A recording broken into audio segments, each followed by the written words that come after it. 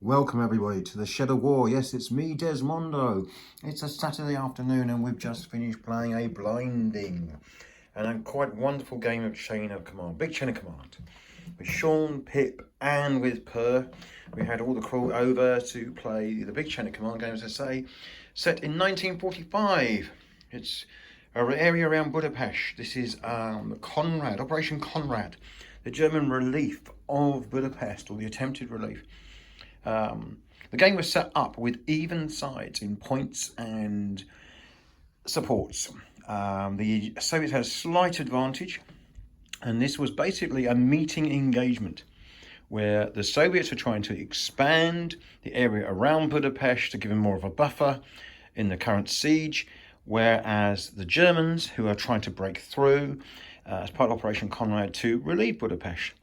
So it was basically two sides fighting over this terrain, both sides trying to exit troops. The Soviets were trying to get it off through the edge of that village there, whereas the Germans were trying to exit down here past this farm.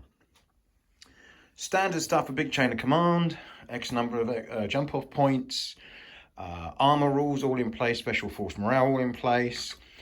The additional thing we added for this game was the one we tried in the British game we played a couple of weeks ago, where there was a blizzard, and that therefore affected your ability to hit the target. So you rolled every time you wanted a 5, or rolled a 6, it became one level harder to hit. So therefore, if you're firing at something in light cover, it became heavy cover. If something was in heavy cover, it became unable to be hit. This worked really well this time. It went through the whole game and no one had any issues with it at all. It was a great game. The Soviets pushed up on both flanks, with Sean driving his infantry and tanks up towards the edge of the table, hoping to try and take that road there and be able to exit from there. Whereas Pip was trying to put pressure on here, but was very mindful of the fact that really the only way he could get his infantry up here towards the village was along this wood, which is what he was doing rather successfully. Now, Sean, to be fair, and you've heard people say before they've had bad dice. Bloody hell. Yeah, Sean, they were stinkers. He rolled some stinkers today. And everything he tried, yeah, he hit things, but then he would do no damage. When he got hit back, he was rolling horrendously and everyone was dying. I think he lost 4 leaders were killed. His force morale just kept crashing. And when he started losing his supports, that didn't help as well. So over here, I'll be honest, poor Sean just got battered, absolutely battered.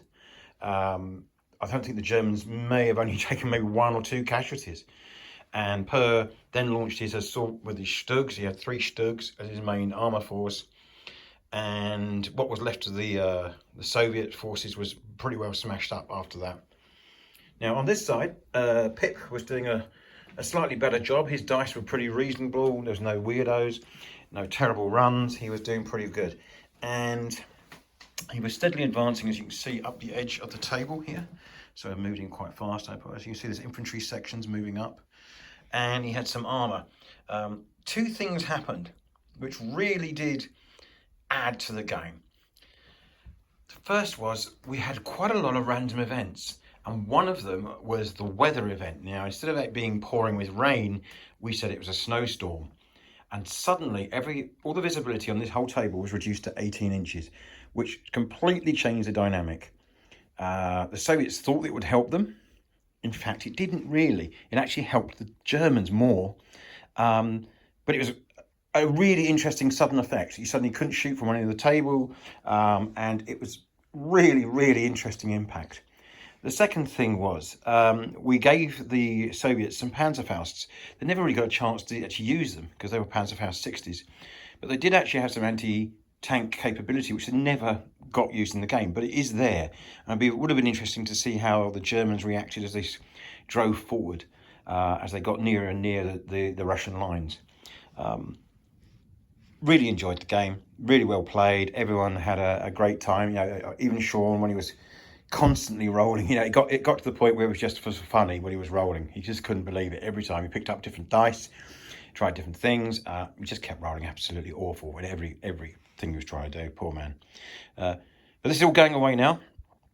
I really enjoyed seeing the Soviets out on the table. Yeah, these are late war Soviets, so they are a lot more interesting, in my opinion, than the 1941, 42. You can bring a lot more to them, and the platoons do have snipers. There's more mortars that can come within the 50 mils. They also gave them some inbuilt heavy machine guns. This is all based on the platoon order of battle that I've been looking up online and having a look at the late war Russians. Yes, there's less troops in a platoon, but they've got more heavier weapons, and yeah, a little bit more flexible. Not massively more flexible, but they are more flexible. And of course, the armor options are wonderful. You know, you've got everything from Su-100s, T-34, 85s, and if you really want to go for it, you can even have your Joseph Stalins, you know, if you wanted to. But we stuck to 32 armor points aside.